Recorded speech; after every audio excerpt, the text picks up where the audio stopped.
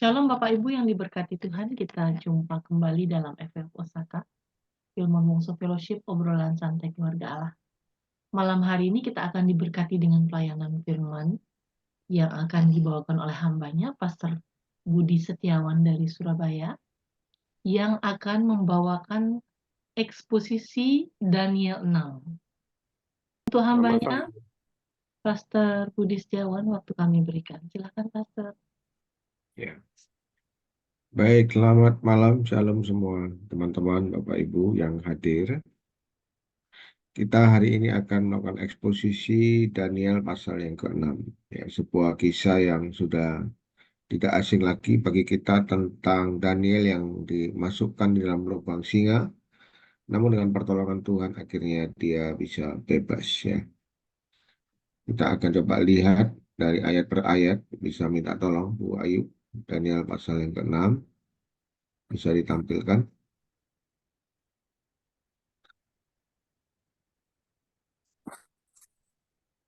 Ya, oke, anu saja Bu Ayu yang apa ini eh, terjemahan bahasa yang bentar saya lihat terjemahan baru ya. Ya Pastor, terjemahan baru. Udah ya, oke oke oke. Ini ayat yang pertama. Oh di sini langsung ini ya. Oke, ayat yang kedua. Ayat pertamanya begini, sudah judulnya Kuah Singa ya. Darius orang Media menerima pemerintahan ketika ia berumur 62 tahun. Nah, itu ayat yang pertama. Dikatakan Darius menerima pemerintahan ketika dia berumur 62 tahun. Jadi ada raja yang baru yang bernama Darius. Nah, sebagaimana raja baru muncul, ya presiden lah katakanlah kalau presiden baru muncul, maka hal yang dia lakukan adalah mulai mengangkat para pembantu-pembantunya, ya kabinetnya lah kalau seorang presiden. Nah, di sini dikatakan lalu berkenanlah Darius mengangkat 120 wakil-wakil raja atas kerajaannya dan mereka ditempatkan di seluruh kerajaan. Membawai mereka diangkat pula 3 pejabat tinggi dan Daniel adalah salah satu dari ketiga orang itu. Kepada mereka lah para wakil-wakil raja harus memberi pertanggungan jawab supaya raja jangan dirugikan. Ya. Jadi kita melihat di sini Raja Darius mengangkat 120 pejabat tinggi, orang-orang yang dipercaya untuk mengcover, untuk mengatur semua kerajaannya, ya. Supaya, dan dikatakan di sini mereka harus memberikan tanggung jawab kepada raja supaya tidak dirugikan. Ada yang berikutnya yang keempat ya. Maka Daniel ini melebihi para pejabat tinggi dan para wakil raja itu karena ia mempunyai roh yang luar biasa dan raja bermaksud untuk menempatkannya atas kerajaannya. Jadi kita melihat di sini dari 120 orang itu ada 3 orang pejabat tinggi yang membawa 120 orang. Dan dari 3 pejabat tinggi itu Raja Darius bermaksud untuk mengangkat Daniel menjadi wakil raja. Jadi orang yang membawai semuanya lah. Kenapa demikian? Karena dikatakan dia mempunyai roh yang luar biasa. Dalam bahasa Inggrisnya dikatakan karena ia punya spirit of excellence. Artinya dia punya excellent spirit. Ya, dia melakukan segala sesuatu itu dengan baik, dengan maksimal gitu. Dan itu membuat raja itu percaya. Ya, dia setia, dia jujur, dan dia punya integritas yang jelas. Nah, sebabnya dikatakan di sini dan Raja Darius bermaksud untuk mengangkat dia dan mewakili untuk mengcover seluruh kerajaannya sebagai orang yang katakanlah wakil raja, ya orang nomor 2 lah setelah raja. Dan, ya, kemudian ayat yang kelima, kemudian para pejabat tinggi dan wakil raja itu mencari alasan dakwaan terhadap Daniel dalam hal pemerintahan. Tetapi mereka tidak mempunyai alasan apapun atau suatu kesalahan sebab ia setia dan tidak ada didapati suatu kelalaian atau suatu kesalahan padanya. Jadi ketika teman-teman yang lain tahu bahwa Daniel akan diangkat menjadi wakil raja, menjadi orang nomor 2 setelah raja, mereka jealous ya, mereka cemburu. Bapak Ibu dalam dunia pemerintahan ini selalu ada dan bukan hanya dalam pemerintahan, dalam bisnis juga begitu, bahkan dalam kehidupan bergereja juga ada yang namanya jealous seperti itu. Ada orang-orang yang karena punya spirit yang bagus, spirit yang excellent, karena dia setia, dia jujur, dia punya integritas yang jelas, maka dengan sendirinya Tuhan akan mengangkat. Ya, sebetulnya kita ini tidak perlu mengangkat diri kita sendiri kalau kita hidup benar, hidup menyenangkan Tuhan dan melakukan kehendak Tuhan, pasti Tuhan akan mengangkat kita ya, dengan berbagai macam cara lah gitu. Tapi sekali lagi kita harus ingat bahwa di tengah-tengah Tuhan mengangkat kita seperti Tuhan mengangkat Daniel, di sini selalu ada orang-orang yang tidak suka. Di mana-mana selalu ada itu. Jadi jangan alergi dengan orang-orang seperti itu karena kita akan menemukan orang-orang seperti itu, tetapi bagaimana kita bersikap. Nah, ini yang paling penting ya. Kalau kita lihat di sini Daniel ini punya spirit of excellence dan ada banyak orang yang nggak suka gitu ya. Tetapi yang menarik adalah dikatakan di sini ayat yang ke-6, kita tidak akan mendapat suatu alasan takwa antara Daniel kecuali dalam hal ibadahnya kepada Allah.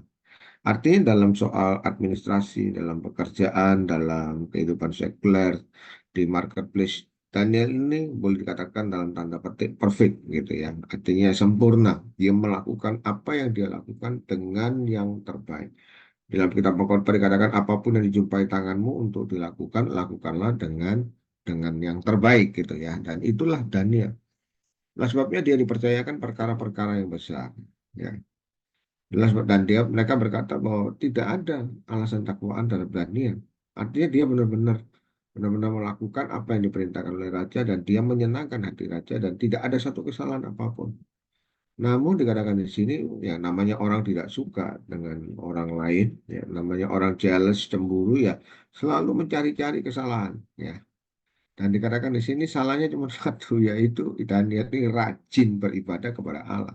Nah, itu dan itu pun bisa dicari-cari. Ya, kalau kita dengar orang yang rajin beribadah, tentu kita happy kan, kita senang gitu ya. Tapi ya namanya orang nggak suka, orang kalau sudah iri hati selalu ada saja ya kesalahan yang sebetulnya bukan kesalahan, tapi itu bisa jadi satu kesalahan. Ya, hal-hal yang kecil dicari-cari terus salahnya, dan itulah yang terjadi dengan kehidupan Daniel. Ya. Tapi sekali lagi kita tidak perlu takut dan khawatir karena kita tahu ketika kita hidup benar pasti Allah akan bela. Ya, ayat yang ketujuh. Kemudian bergegas-gegaslah para pejabat tinggi dan wakil raja itu menghadap raja dan berkata kepadanya, ya Raja Darius, kekalah hidup tuanku. Ya, jadi disanjung dulu lah gitu ya. Semua pejabat tinggi kerajaan ini, semua penguasa dan wakil raja, para menteri dan bupati telah mufakat supaya dikeluarkan kiranya suatu penetapan raja dan ditetapkan suatu larangan agar barang siapa yang dalam 30 hari menyampaikan permohonan kepada salah satu dewa atau manusia kecuali kepada Tuanku ya Raja, maka ia akan dilemparkan ke dalam gua singa. Jadi mereka ini sehati sepakat untuk membuat siasat, ya, siasat yang buruk, rencana yang jahat untuk menjatuhkan Daniel. Dan dikatakan mereka datang kepada Raja Darius ya, dan menyanjung Raja dan mereka berkata ya semua orang harus menyembah kepada Raja. Tidak boleh kepada hal yang lain, kepada Allah atau kepada hal-hal yang lain lah gitu ya. Kepada dewa-dewa dan sebagainya. Harus kepada Raja. Saudara, kalau Raja dibegitukan ya pasti happy lah, pasti senang gitu ya. Tidak ada raja yang tidak suka disanjung semacam itu. Tetapi Raja Darius tidak menyadari bahwa di balik semua kata-kata yang manis, di balik semua hal-hal yang kelihatannya baik, kelihatannya manis gitu ya, sedap didengar, tapi di balik semua itu ada maksud yang sangat jahat. Nah, kadang-kadang kita juga perlu hati-hati, Bapak Ibu, dengan orang-orang yang semacam ini, ya. Tidak semua kata-kata manis itu disampaikan dengan tulus, dengan hati yang benar, dengan sikap hati yang benar. Tapi seringkali juga ada maksud-maksud yang lain, yang tanpa kita sadari itu bisa menjatuhkan kita, tanpa kita sadari itu bisa membuat kita jauh dari Tuhan. Jadi kita harus pekah lah dalam hal ini ya. Nah, dalam hal ini Raja Darius karena dia seorang penguasa, dia seorang raja ya pasti dia senang ya, kalau dia dikatakan seperti itu ya. Tetapi kita belajar di sini bahwa tidak semua kata-kata yang manis yang kita dengar itu ternyata baik buat kita, tidak semua. Ya. Kalau itu disampaikan dengan tulus, nah itu mungkin akan mendatangkan kebaikan bagi kita. Namun dalam ayat yang lain dikatakan kalaupun ada orang yang menegur kita, tetapi itu disampaikan dengan baik, dengan tulus, nah itu justru bermanfaat daripada kata-kata yang manis yang kelihatannya menjilat gitu ya, tapi itu justru menjatuhkan kehidupan kita. Ya, jadi kita harus hati-hatilah dengan orang-orang yang semacam ini, dan itu akan selalu ada di mana-mana, Bapak Ibu. Baik di dalam bisnis ada orang-orang yang kelihatannya wah sama bos itu dekat gitu ya, tapi di balik semua itu ada maksud yang lain. Nah, dalam bekerja juga begitu. Ada orang-orang yang sukanya itu menjilat gitu. Artinya berkata-kata yang kelihatan kedengarannya manis ya, tapi sebetulnya ada roh yang lain gitu ya. Nah, beda dengan Daniel. Daniel ini dia lakukan semua pekerjaannya dengan tulus, dengan setia, dan dia punya integritas yang jelas. Itulah sebabnya raja jatuh hati kepadanya dan bermaksud untuk mengangkat dia menjadi wakil raja, gitu ya. Oke, lanjut kembali. Nomor ayat berapa sekarang? Ya, ayat yang ke-8 ya. Oleh sebab itu ya Raja, keluarkanlah larangan itu dan buatlah suatu surat perintah yang tidak dapat diubah menurut undang-undang orang Media dan Persia yang tidak dapat dicabut kembali. Jadi mereka mulai mulai ngatur raja ini ceritanya ya. Mulai ngajari raja. Ini loh caranya raja supaya raja disanjung begini-begini dan sebagainya, disuruh mengeluarkan surat perintah. Ya, sekali lagi kalau raja yang berkuasa dan haus kekuasaan dikatakan seperti itu, pasti dia senang, saudara ya. Ayat yang ke-10. Sebab itu Raja Darius membuat surat perintah dengan larangan itu. Maksudnya larangan yang tidak boleh menyembah kepada ilah yang lain, kepada dewa yang lain, kecuali kepada raja.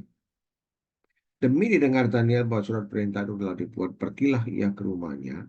Dalam kamar atasnya ada tingkap-tingkap yang terbuka ke arah Yerusalem. 3 kali sehari ia berlutut, berdoa, serta memuji Allahnya seperti yang biasa dilakukannya. Nah, sikap Daniel ini luar biasa, Bapak Ibu. Ketika dia mendengar bahwa ada larangan, ada perintah seperti itu, yang dia lakukan adalah dia berdoa kepada Tuhan. Dan kalau kita lihat di sini, sebetulnya berdoa 3 kali sehari itu bukan kalau pas ada masalah, tetapi dikatakan di sini ayat yang ke-10 dikatakan berdoa serta memuji Allahnya seperti yang biasa dilakukannya. Jadi Daniel itu punya habit, punya kebiasaan untuk berdoa 3 kali sehari. Ada masalah ataupun tidak ada masalah, ya dia berdoa gitu. Dan ketika dia mendengar perintah raja larangan yang tadi kita baca, nah, dia juga berdoa. Nah, sikap hati ini yang perlu kita miliki ya. Jadi apapun yang kita dengar, jangan kita jangan kita terintimidasi gitu, jangan kita langsung stres atau frustasi dan merasa ya, tidak tahu apa yang harus dilakukan dan ya putus asa. Nah, jangan seperti itu, tapi yang perlu kita lakukan adalah kita berdoa dulu kepada Tuhan, karena kita tahu bahwa Tuhan itu yang mengatur segala sesuatu. Dia Allah yang bertaulat, bahkan dia Allah yang mengatur raja-raja ya. Hati seorang raja itu ada dalam tangan Tuhan, dia mengarahkannya kemana dia suka. Jadi yang dilakukan oleh Daniel itu sudah benar, saudara. Karena tidak mungkin dia menentang raja. Ya. Kalau kita lihat dari otoritas, urutan otoritas itu Tuhan itu nomor satu. Nah, raja itu di atas raja siapa? Ya pasti Tuhan, gitu. Jadi kalau kita ingin merubah keputusan atau kalau kita ingin ya menjamah hati raja ya tidak ada hal yang lain yang kita bisa lakukan kecuali datang kepada Tuhan. Ya, karena di atas raja utusan atau dalam urutan otoritas ya Tuhan sendiri. Dan itulah yang dilakukan oleh Daniel. Dia berdoa kepada Tuhan, dia minta pertolongan kepada Tuhan. Tetapi kalau kita lihat di sini juga doa yang dilakukan oleh Daniel bukan kalau ada masalah, tetapi juga setiap hari dia lakukan. Jadi habit ini yang perlu kita kembangkan Bapak Ibu ya. Jadi berdoa itu bukan hanya kalau pas kita ada masalah baru kita berdoa kepada Tuhan. Jangan seperti itu. Tetapi kita perlu mengembangkan kehidupan doa yang baik, persekutuan bersama dengan Tuhan setiap hari. Ya. Entah itu sekali sehari, 2 kali atau 3 kali atau ya berapa menit. Ya.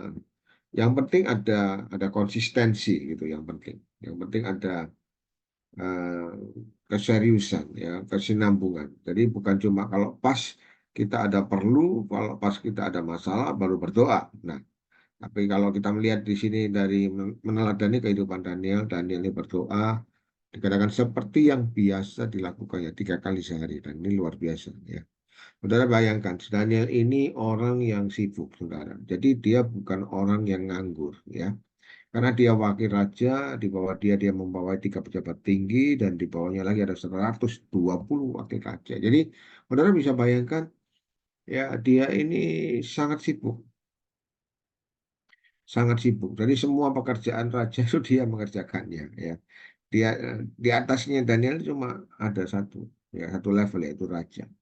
Jadi dia kalau dibilang soal sibuk, sangat sibuk, saudara. Pasti dia punya rencana kerja yang sangat baik, karena tadi dikatakan dia punya roh yang luar biasa, ada spirit of excellence, artinya dia punya planning, dia ngatur hidupnya sedemikian rupa sebaik mungkin, ya.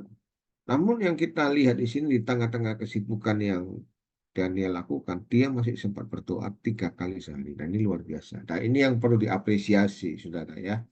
Dan ini yang perlu kita teladani, bahwa di tengah-tengah kesibukan kita harus menyiapkan waktu. Ya, menyiapkan waktu. Istilah saya menyiapkan waktu, bukan menyisakan waktu. Bukan kalau pas ada waktu tersisa baru kita berdoa. Nah, pasti tidak ada sisanya, saudara. Karena kalau kita menuruti kesibukan pasti sibuk gitu, pasti nggak ada waktu. Ya, seringkali itu yang menjadi alasan kita. Kenapa tidak berdoa? Ya, nggak ada waktu. Janjian ini, janjian itu, dan sebagainya, dan sebagainya. Tapi kalau kita menyiapkan waktu, ya pasti selalu ada.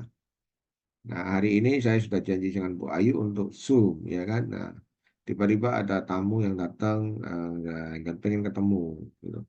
Dan tadi ya saya sempat ketemu sebentar, tapi saya sudah beritahu, Bu, saya jam 8 malam ada Zoom, jadi mohon maaf nggak bisa menemani, ya. Saya temani sebentar, nanti kalau selesai Zoom, saya telepon lagi, saya temani. Nah, kalau kita sudah menetapkan waktu, nah, maka pasti ada saja gitu waktu untuk kita berdoa, untuk melakukan sesuatu. Tapi kalau kita menyisahkan waktu, nanti kalau ada waktu sisa, ya baru saya berdoa, ya tidak akan ada waktu, Bapak Ibu. Ya. Jadi belajar dari Daniel, mari kita meneladani Daniel. Dikatakan 3 kali sehari ia berlutut berdoa memuji Allahnya seperti yang biasa dilakukannya. Jadi konsisten, ya. Ayat yang ke-12. Lalu orang-orang itu bergegas-gegas masuk dan mendapati Daniel sedang berdoa dan bermohon kepada Allahnya. Jadi ini mereka melihat, ya, mereka mencari bukti lah gitu, ya. Nah, kalau sekarang gitu mungkin ada handphone bisa difoto, bisa di video. Kalau waktu itu mungkin tidak ada, ya. Jadi mereka harus masuk, dan mungkin katakan di sini orang-orang itu artinya lebih dari satu, ya. Jadi ada saksi-saksinya lah, gitu, ada saksi mata yang melihat. Ayat yang ke-13. Kemudian mereka menghadap raja dan menanyakan kepadanya tentang larangan raja. Bukankah Tuanku mengeluarkan suatu larangan supaya setiap orang yang dalam 30 hari menyampaikan permohonan kepada salah satu dewa atau manusia, kecuali kepada Tuanku ya raja, akan dilemparkan ke dalam gua singa? Jawab raja, perkara ini telah pasti menurut undang-undang orang Media dan Persia yang tidak dapat dicabut kembali. Nah, kita lihat di sini, ya, bahwa kata-kata yang manis itu ternyata mempunyai maksud yang tidak baik, Bapak Ibu. Dan di sini mereka menghadap raja, mereka bermaksud untuk menjatuhkan Daniel. Kita lihat di sini, kalau orang lagi iri hati, jealous, tidak senang dengan orang, selalu berusaha mencari kesalahan orang lain. Dalam ayat yang lain dikatakan, iri hati itu menimbulkan banyak kejahatan, ya, dan kehancuran.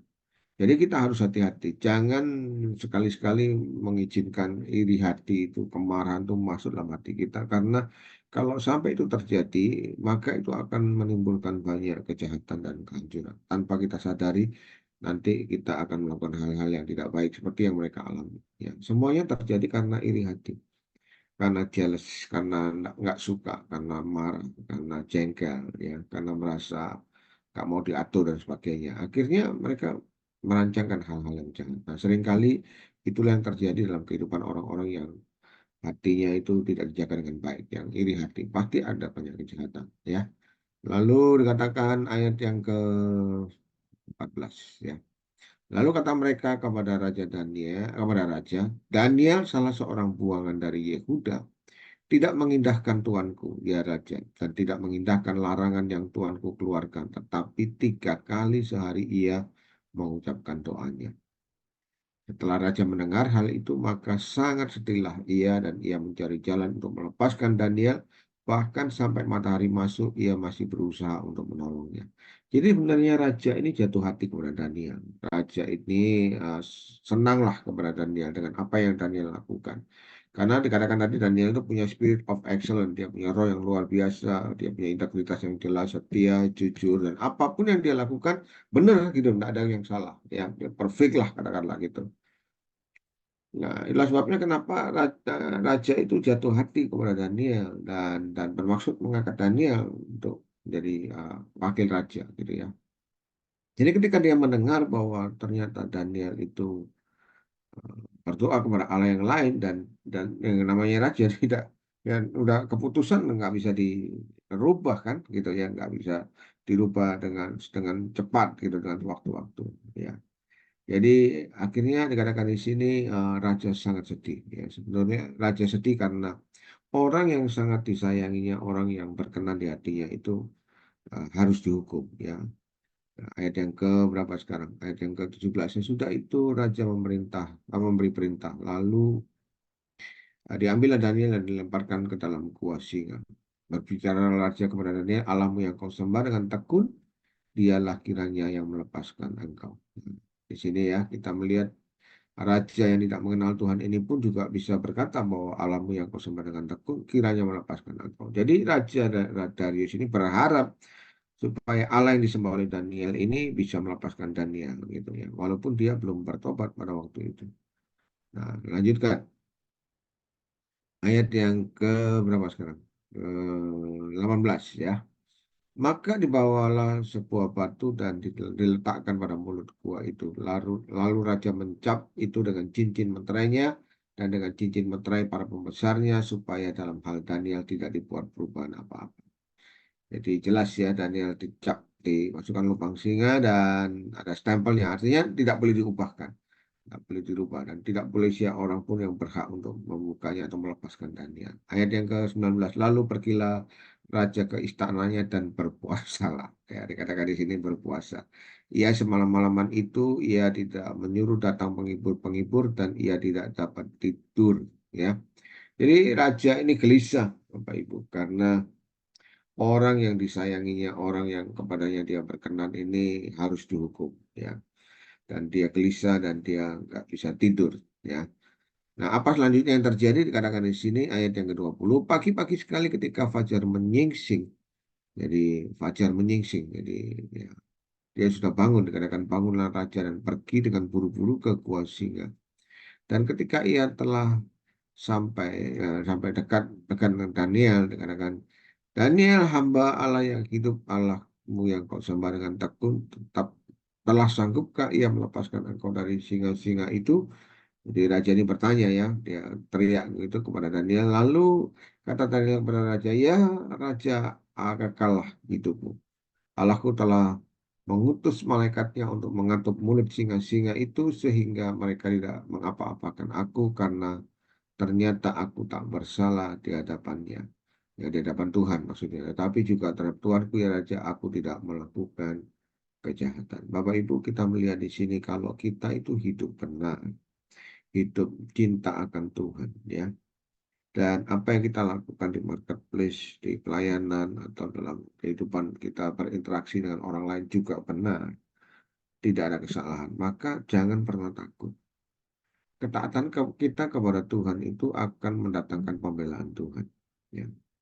Seringkali kalau kita taat kepada Tuhan itu mungkin orang lain melihat bahwa tidak senang lah dengan apa yang kita lakukan. Namun sekali lagi kalau kita berani taat kepada Tuhan, kita melakukan apa yang menjadi kehendak Tuhan, pasti Tuhan akan bela kita. Nah, mari kita imani itu, kita yakini itu. Memang pembelaan Tuhan itu sepertinya kalau kita melihat di sini dari kisah Daniel, katakanlah pada waktu Daniel dimasukkan dalam lubang singa, orang akan melihat "Ah, sudah pasti habis, gitu kan? Ya, Ya, namanya singa ketemu manusia, saudara, singanya nggak satu, mungkin lebih dari satu, ya kan? Nah, pasti Daniel dicapik-capik gitu, pasti Daniel habislah katakanlah begitu. Nah, seringkali kita berpikir orang akan melihat, wah ini pertolongan Tuhan, nah, sudah pasti tidak ada habis ya. Tapi sekali lagi, mari kita imani, mari kita percaya ya bahwa Tuhan itu tidak tinggal diam. Tuhan itu Allah yang berdaulat, Dia Allah yang sanggup melakukan segala sesuatu. Baginya tidak ada yang mustahil. Asal kita itu benar, itu kita takut akan Tuhan, pasti Tuhan akan bela. Dengan cara apa ya? Dengan berbagai macam cara. Tuhan itu kreatif dan Dia sanggup menolong kita dengan berbagai macam cara. Ya, jangan pernah takut, jangan pernah khawatir karena kita punya Allah yang besar, Allah yang tahu segala sesuatu dan Dia Allah yang berdaulat, Dia Allah yang sanggup melakukan segala sesuatu. Ya, ayat yang berikutnya dikatakan di sini Daniel berkata ayat yang ke-22 tadi dikatakan aku tidak ada bersalah di hadapannya, di hadapan Tuhan, tetapi juga Tuhanku ya Raja, aku tidak melakukan kejahatan. Jadi selama kita tidak pernah melakukan kejahatan, selama kita melakukan segala sesuatu dengan murni, dengan sikap hati yang benar, dengan integritas yang benar, saudara, dengan integritas yang jelas, setia, jujur. Nah, kita akan melihat pembelaan Tuhan itu nyata dalam hidup kita, ya. Memang pada awalnya tidak langsung dikatakan di sini Daniel harus mengalami proses di mana Daniel masuk dalam lubang singa. Harus proses itu harus ada gitu ya. Tujuannya apa? Tujuannya supaya pertolongan Tuhan itu nyata. Ya, tidak dikatakan bahwa Tuhan itu langsung membunuh atau katakanlah membinasakan orang-orang yang benci kepada Daniel, tidak. Daniel harus masuk dalam lubang singa. Jadi proses itu harus kita alami supaya apa? Supaya pertolongan Tuhan itu nyata, supaya kita tahu, kita aware, kita sadar, mengerti bahwa hanya Tuhan yang bisa menolong kita, bukan manusia gitu. Kalau seandainya waktu itu raja yang langsung bela Daniel, nah itu kan pertolongan manusia. Tapi justru kita lihat di sini raja tidak melakukan pembelaan apapun dan karena ya memang dan raja tidak bisa melakukan apa-apa karena apa yang dia katakan, apa yang dia lakukan sudah terlanjur dicap, sudah keluar undang-undangnya, tidak bisa diubah, saudara. Jadi artinya apa? Artinya Daniel harus melalui proses itu. Daniel harus dimasukkan dalam lubang singa, dia harus mengalami masa-masa yang sangat sulit dalam hidupnya. Namun sekali lagi, kalau kita hidup berkenan di hadapan Tuhan, ya, maka Tuhan akan membela kita. Jadi jangan takut dengan proses, karena semua itu Tuhan izinkan untuk menyatakan bahwa di balik semua ketidakmampuan kita itu Tuhan yang besar yang akan menolong kita.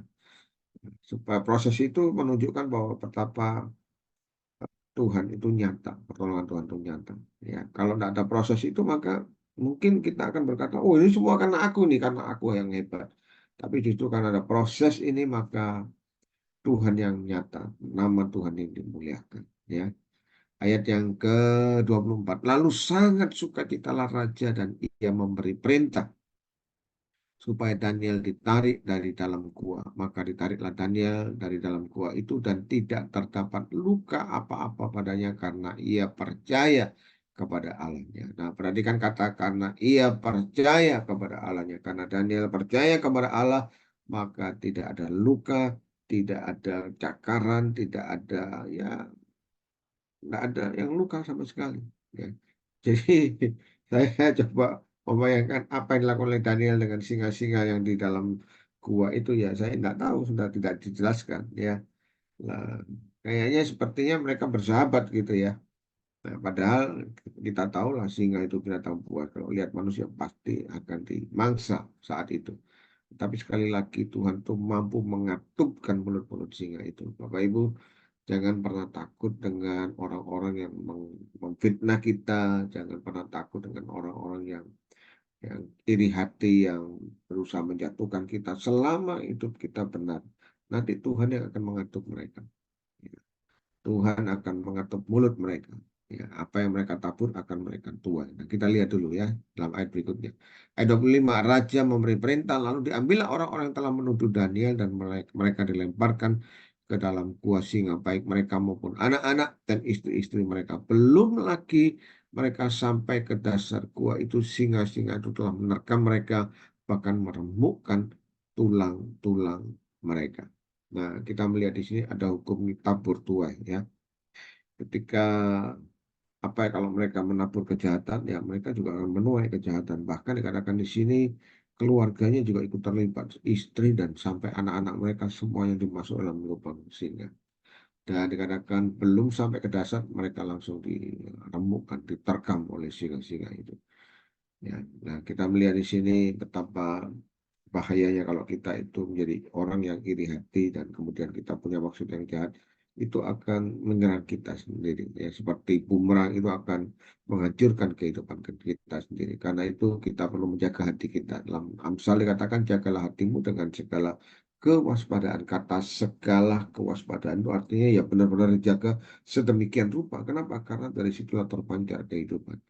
Ya, hal-hal yang baik itu bisa keluar dari hati, tapi juga hal-hal yang jahat bisa keluar dari hati. Karena itu kita perlu menjaga hati kita dengan sungguh-sungguh, ya. Jangan pernah jengkel, jangan pernah iri hati, jangan pernah marah pada orang lain. Serahkan semuanya kepada Tuhan seperti Daniel ini. Ayat yang ke berapa sekarang? 25 sudah, 26 ya.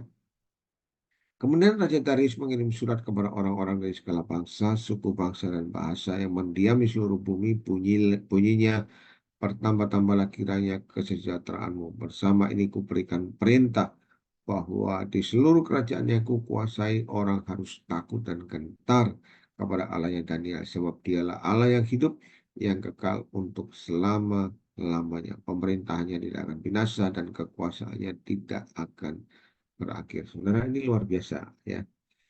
Nah, justru melalui peristiwa ini, Raja Darius ini memberikan perintah kepada seluruh kerajaan yang ada di bawah kekuasaannya, supaya mereka hidup takut dan gentar kepada Allah yang disembah oleh Daniel. Ya, dikatakan di sini, dia Allah yang hidup, yang kekal selama-lamanya, dan pemerintahnya tidak akan binasa, dan kekuasaannya tidak akan berakhir. Nah, ini ini ini kata-kata dari seorang raja yang tidak mengenal Tuhan sebelumnya, dan dan dia melihat ada bukti nyata gitu ya, bahwa Allah yang disembah oleh Daniel itu bukan cuma sekedar Allah yang omong kosong, tetapi dia Allah yang bisa menolong Daniel, ya. Orang yang Allah yang bisa melindungi Daniel. Nah, akhirnya kita lihat di sini nama Tuhan dipermuliakan menjadi sebuah kesaksian, ya. Rencana yang tadinya jahat diubah menjadi kebaikan. Kenapa? Karena Daniel taat, Daniel cinta Tuhan, dia percaya kepada Tuhan, dan akhirnya eh, Tuhan melindungi Daniel dan perlindungan Tuhan itu nyata. Dan sehingga keluar pujian dan pengakuan dari seorang Raja Darius, dan itu disampaikan kepada banyak orang. Ya.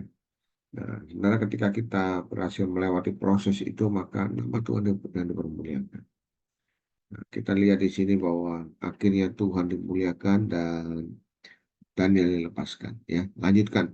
Ayat 29, dan Daniel ini mempunyai kedudukan tinggi pada zaman pemerintahan Darius, pada zaman pemerintahan Kores orang Persia itu. Pada akhirnya kita melihat bahwa Daniel ya mendapatkan kedudukan yang sangat tinggi pada waktu pemerintahan Darius. Nah, apa yang kita pelajari di sini ada banyak hal, Bapak Ibu ya. Kita melihat bahwa ketaatan kepada Tuhan itu mendatangkan berkat atas kehidupan kita. Ketaatan kepada Tuhan itu mendatangkan perlindungan atas kehidupan kita. Kita juga harus berani untuk percaya kepada Tuhan. Ya, apapun yang terjadi harus tetap percaya kepada Tuhan. Dan ketika kita percaya kepada Tuhan, maka Tuhan akan menolong kita. Kita juga melihat bahwa perlindungan Tuhan itu nyata atas kehidupan kita. Dan kita juga melihat bahwa ada habit, ada kehidupan doa yang harus dikembangkan terus-menerus. Ya, supaya apa? Supaya perlindungan Tuhan itu nyata dalam kehidupan kita. Kita juga akan melihat ada keadilan Tuhan ditetapkan. Orang-orang yang tadinya bermaksud jahat kepada Daniel, akhirnya dia makan buahnya sendiri. Ya, keadilan Tuhan dinyatakan. Nah, ada banyak hal yang kita bisa belajar di sini. Intinya adalah mari kita belajar taat kepada Tuhan, mari kita melakukan apa yang menjadi bagian kita, ya, hidup benar, hidup taat, hidup takut akan Tuhan, penuh dengan integritas. Nah, maka Tuhan akan membela kita dan Tuhan akan melindungi kita, dan apapun yang kita lakukan Tuhan akan membuat yang berhasil. Ya, kiranya renungan ini bisa menjadi berkat buat kita semua. Mari kita berdoa. Bapa Surgawi yang kami sembah di dalam nama Tuhan Yesus. Kami bersyukur kami punya Allah yang besar, Allah yang maha kuasa, Allah yang mampu melakukan segala sesuatu. Kami tidak takut dengan apa kata orang. Kalaupun ada orang yang memfitnah kami, kalaupun ada orang yang bermaksud jahat dengan kami, kalaupun ada orang yang ingin menjatuhkan kami, Tuhan, kami tahu bahwa Engkau Allah yang menjadi pembela kami, Tuhan. Ajar kami untuk tetap percaya, ajar kami untuk tetap hidup takut akan Tuhan, ajar kami untuk tetap hidup sesuai dengan panggilan Tuhan dan kehendak Tuhan. Dan kami tahu ketika itu kami lakukan, maka pembelaan dan perlindungan Tuhan akan nyata dalam kehidupan kami dan nama Tuhan dimuliakan dalam kehidupan kami. Berdoa juga Tuhan supaya ketika kami mengalami masa-masa yang sulit, proses yang sulit seperti Daniel, kami tetap percaya kepada Tuhan karena kami tahu bahwa Engkau Allah yang sanggup menolong kami. Terima kasih. Berkati teman-teman yang ada di FWF ini, Tuhan, buat mereka semua berhasil dalam pekerjaan, dalam pelayanan, dalam kehidupan berumah tangga. Terima kasih Tuhan. Terpujilah namamu. Di dalam nama Tuhan Yesus kami berdoa. Amin. Amin. Amin, amin. Thank you. Tuhan Yesus memberkati. Terima kasih, Bu.